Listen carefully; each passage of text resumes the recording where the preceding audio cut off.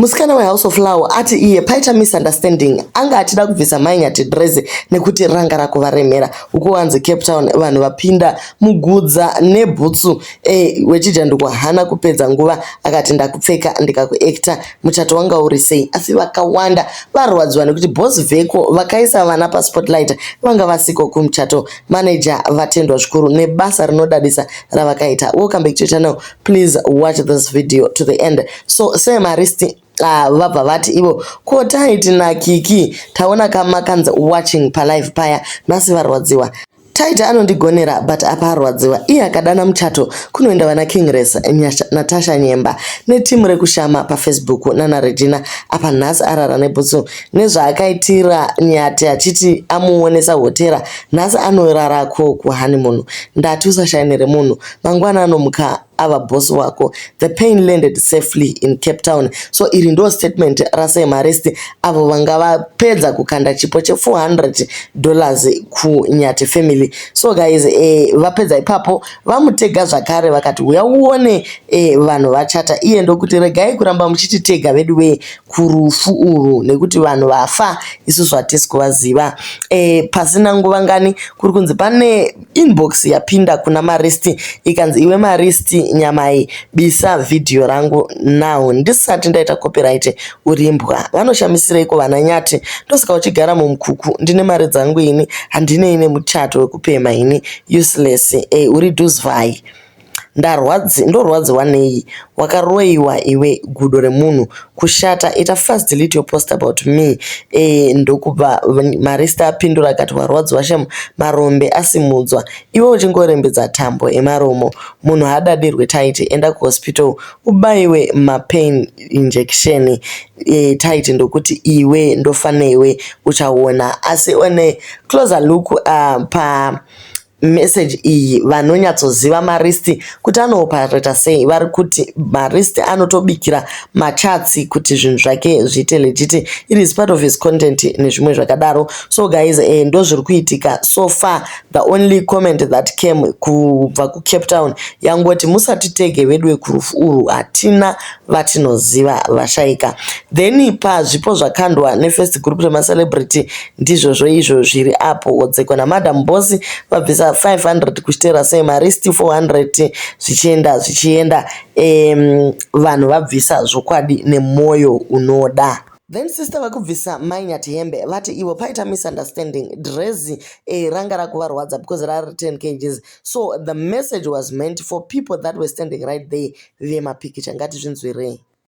Dress rekutanga raMainyati ranga riri more than 10 kgs or 12 kgs rinotori masisingaiti hanti. And then chechitu dress ravanga varataka vapfekedza it's a corset dress. Saka paya vatondita handichakwanisi hanti. Saka yanga iri way yekutovabvisa pavanhu. Dress haristori rerental. Dress nderavo takatobvunza kuti dress muri kutora suti yavaNyati vari kutora vasikana vese madress vatotora zvanga zvisiri zverental. It was a way yekuchivabvisa pamberi pevanhu nekuti vanhu vanga vasiri kupera. Handina kutoziva kuti it was live. Dress vanga vachitoenda naro and vatoenda naro. So iyo ndiyo explanation yake asi yaramba kumeka sense zvachose. Okay guys, so apedza ipapo pazouya zvakare vamwe brother atizivi kuti ndibhuti vake murume wake here ati iye vedu wechizviregai.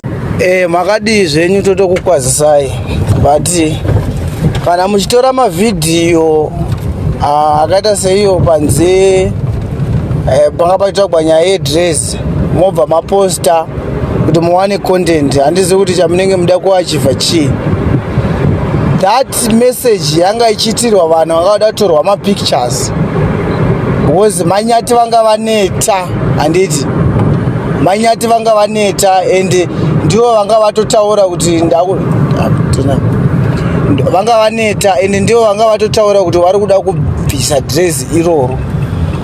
Saka imimi kana makutora makucreata content kunge paitwa zvinhu zvakashata ipo pasina hatichazivi but ndinotokumbirawo nemweya waMwari yedu ndokumbirawo nemweya waMwari kuti dei mabvisawo vhidhiyo renyu ndo advice yataudzwa kuti tibvise vhidhiyo redu remusikana uyu achidhonzera mainyati dress kuri kungonzi misunderstanding. Hatizive kuti bhudhi avo vari kutisendera mameseji akadai ava vari kureva kuti ihama yemusikana uyu here kana kuti vaita quickly understand her explanation. The explanation was not right. Then akangotaura zvakangonaka kuti mainyati dress iri takuda kuti tinovachinja vari kuremerwa kana chiuno chavo chakurwadza, something like that. People would have understood. Pane kuti ndera 4 o'clock wovakweva. Aiwa guys, zvaramba kunzwisisika. So House of Law yazovingwa ku page ravo, vanhu vanoita noise isingaiti kusvika vangozoti we are sorry.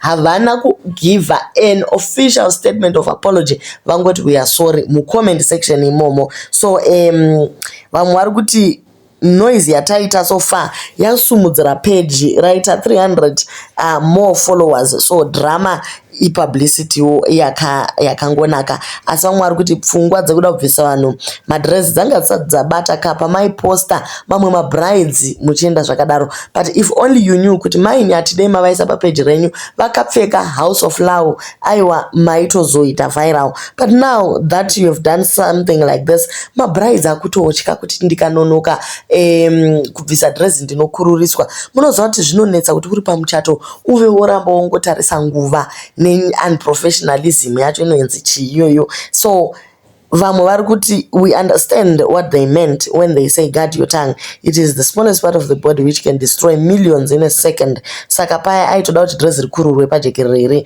since yange yatova past 5 iro raidiwa na 4. Mama manikidzwa naniko kumupa zvidress zvenyu kuda kukanza muchato wanyati everyday na 4 tinenge tiri pano tichikutuka. Kana dzungu rawanda kudaro guys, aiwaregedzai kutinta chero musoro because vanhu vanotamba rumba muri nonsense zvachose. Your dresses are very beautiful and amazing. You are going to have a lot of followers and even customers after the wedding. But the girl in ginger tint spoiled everything. Ane high paparikasi pressure very unprofessional. Raigona kuzongowiswa mangwana kozvine basa reiko. Handiti ivo ma celebrity. You killed your own business with your own mouth. The nyatis are God's assignment. You can't mess up such a blessing. So ndo pazosvikawo House of Law ikati vedweka sorry zvenyu. Ndo zvavangotaura. I feel like the owner of House of Law right now hatozivi kuti ndofanira kuti chii. Vatosvika pakungopererwa. So kuti kweiwe unenge watumawo munhu wako uchiti ari kunokurepresenta and all, osvika kuya otongoporonga madhiri zvimwe zvacho soka. So her explanation does not work. It is not working. It is not holding any water at all. Pazongouyawo umwe munhu from Norway guys ndokubvunza who is advising this couple. Why did they have to wear a white dress? A white dress represents purity and chastity.